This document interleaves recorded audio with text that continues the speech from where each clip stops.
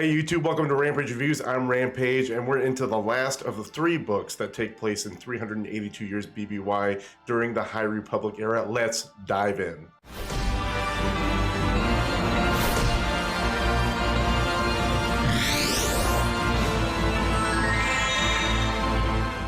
So the book we're talking about today is Cataclysm during the High Republic, and it's written by Lydia Kang. And I gotta say, I was a huge fan of the Bane trilogy, and I was a little disappointed at how the High Republic had started out with the first 2 books that I had read. This really capped it off on an extremely good note. Lydia Kang just pulls at your heartstrings with this book. I loved it. It was extremely difficult to put down. I absolutely recommend it to everybody. I am going to spoil obviously a lot of it, but there's so much to talk about with this book that it's hard to get every detail in, because I'd be reading the entire book to you basically. Just so many things happen during each phase, each chapter of this book.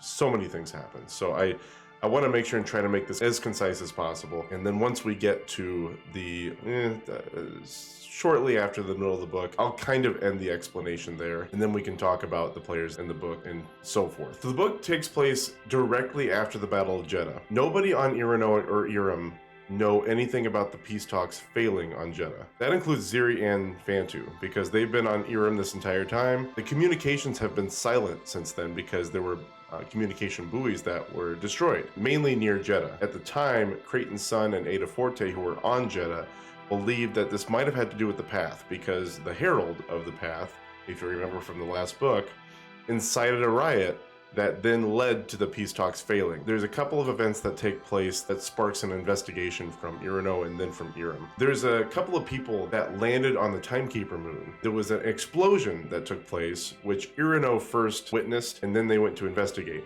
They talked to the survivors. Survivors said that they were looted by pirates. They had an engine blown, and then they decided to land on the moon. They had to get their ship fixed. E'ronoh bought the story and then just went ahead and let them go on their way to do what they needed to do to get their ship fixed. Eiram learned of this happening and said, well, no, we want to investigate too. We want to do our own investigation. To which E'ronoh was like, well, they don't want to talk to you. We already investigated. But, Eiram said, nope, we are going to do our own investigation. They decided to board the ship. This is against Ziri's wishes because she wants to make sure everybody can trust each other. They board the ship. They discover that there's a biological weapon on board called Clydobacter. It's kind of interesting, this weapon that they bring into the story, so that what it can do is if you put it into the water, at any body of water, it will infiltrate every corner of this body of water and kill off different species and ecosystems in the water, which then also poisons the water and proceeds to kill off all life on the planet.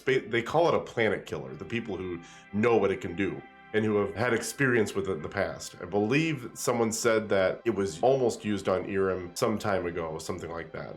So people of Eiram know what it can do, and they're extremely afraid that maybe E'ronoh might have had something to do with it. Immediately finger pointing starts. E'ronoh insists they had nothing to do with it, led by Ziri. She wanted to make sure that everybody knew they had nothing to do with it. Fantu and the Queen believe her. They start to discuss with those 2 survivors, well, why are they there then? E'ronoh and Char-Ryl-Roy, 2 of the Jedi that are also from the first book, don't really have much of a place in the second book. I think you hear them mentioned, but they don't really do anything in the Battle of Jedha. They get word that these 2 survivors are on the moon, and they decide that they need to do an investigation with Fantu as well. So they need to go there personally because they understand how high the stakes are at this point, and they want to make sure that they understand what's going on because everybody's on edge at this point. So they get there, they question the 2 people. The 2 people repeat their story, but the Jedi then try to reach out a little bit and sense what their motives are through the Force. They discover that the 2 guys are a little uneasy. There's some inconsistencies with them. So they kind of start to provoke them a little bit and question them differently, to which they then accidentally reveal certain language that the Path would have used on Jedha, such as disgusted by Force using, and I think one of them might have said the Force will be free, to which immediately E'ronoh was like, we heard that was something they shouted on Jedha from the Path. Do you know anything about that? And they said, oh, no, we don't know anything about that. They tried to play it off. Eventually they get backed into a corner, and then some fighting breaks out, and they eventually escape. They get out of there. Char-Ryl-Roy and E'ronoh decide, well, this means that we have to try to travel to Dalna, which is the planet that the home base of the Path of the Open Hand is on. And we need to travel there to ask them some questions and figure out if they had anything to do with what happened on Jedha, and if they had anything to do with this Clydobacter they just found on the ship. There's a few other parties that decide this needs to happen too. And they all go separately, not realizing they're all going. Creighton's son and Ada Forte are also traveling back from Jedha, and they are coming from Coruscant with Yaddle and a youngling named Sippa and 2 Republic soldiers. They discuss with the Jedi Council that they want clearance to go to Dalna to question the path, and the Jedi Council isn't for it, but they basically said, we're going to go whether you want us to or not, because we need to talk to them. So they don't want to spark a war or any conflict, but the council is even more weary of that. So Creighton and Ada and Yaddle all agree that they're going to try to go there discreetly just to see if they can find out anything that would lead them to believe the path had anything to do with the failed peace talks or the Kleitovector. Gilla Nadai and Oren Darga, which I don't remember him being mentioned in I don't think he was mentioned in the second book. I can't remember him being mentioned in the first book. He probably just doesn't have much of a presence. But he's another Jedi Master that travel with this group. They're all kind of like a clique, I guess, if you will. Oren and Gela decide that they want to travel to talk to Axel, who is imprisoned on another planet named Piper. They want to see if he knows anything that would help them investigate whether the path had anything to do with Jedha or the Kleitovector. They travel there. He doesn't have much to say. He claims he doesn't really know much about it. During their visit, they receive a message that comes from the Chancellor, both Chancellors, that Axel is to be transferred to another facility with the possibility of release. They could have tried to validate this message, but they're like, well, it would have been hard for them to get it through and nobody else to notice that it was fraudulent if it was. So no, it's probably right. We'll just let it go. The people guarding Axel, as well as Gela and Oren, have Axel get released so that they can go into Gela and Oren's custody, to which the guards on the planet are like, well, yeah, better that he has a Jedi escort, and people will view that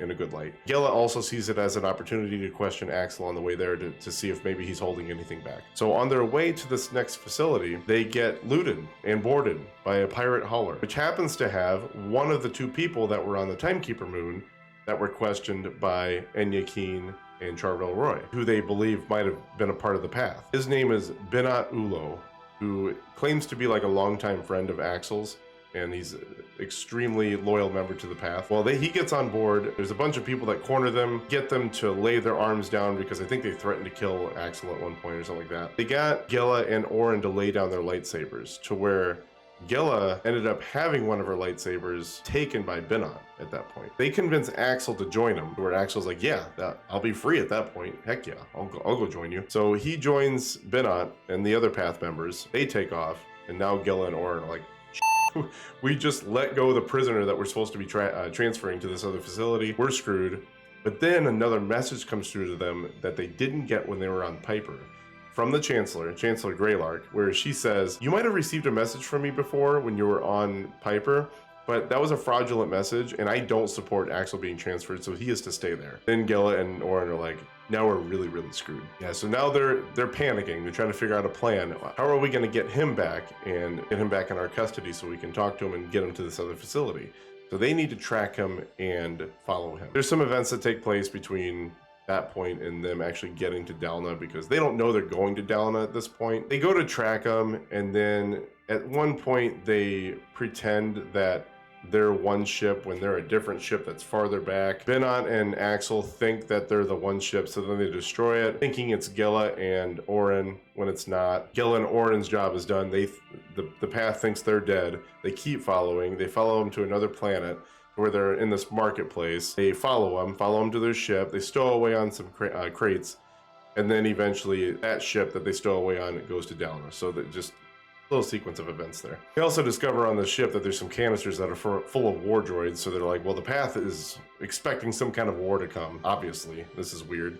You know, they get to Dalna. So now you got Creighton's son, Ada Forte, Yaddle, Sippa, and 2 Republic soldiers. They're there discreetly. They actually find some clothes that belong to the path to wear them so they can be amongst the path members and try to ask anybody questions that might help their investigation. Enya Keen, Char-Ryl-Roy, and Ziri Alberan go to Dalna also, but they go there diplomatically. They want to request an audience with one of the elders of the path so they can diplomatically ask questions to see if they would maybe help resolve any thought that they would have had something to do with the previous events. Some fighting breaks out between Gela and Orin later, and you know, the thing is, I don't even really want to get into what happens after this point, because not only is it extremely dramatic, it tugs at your heartstrings, it's exciting, there's all kinds of things that happen after this point in the book. But that's the thing, there's so many things that have, I'd be reading the book to you. I can't sit here and list everything. I would have to include everything, because otherwise a lot of it wouldn't make sense. There's just so many different events that take place. But basically, everybody gets into like an all-out war with the Path. It's just chaos. The entire thing is chaos. But it's so incredibly described by Lydia King. So yeah, I'm just transitioning right into what I think about the book. Beautiful book. Beautiful book. I loved it. It was great. Buy it right now. You have to buy it. Link is in the description if you want to buy it. But it's just incredible. And I'm so happy that it was this good, because I'm not, like, the first book I was just so disappointed with. I gave it a 5.8 if you remember, and that was Convergence. And I say first book because there's 3 books that take place like right up against each other. So Convergence was the first book of these 3. The Battle of Jedha is the second one. It's not really a book, it's a script book. So it's like an audio book basically that's supposed to kind of like sound like a play. And then you got Cataclysm. This is the 3rd book that takes place in this time period, 382 years DBY. I think the next book that we get into is like 280 years, something like that. So you get way farther in the future. So, but oh my gosh, yeah, it was so good.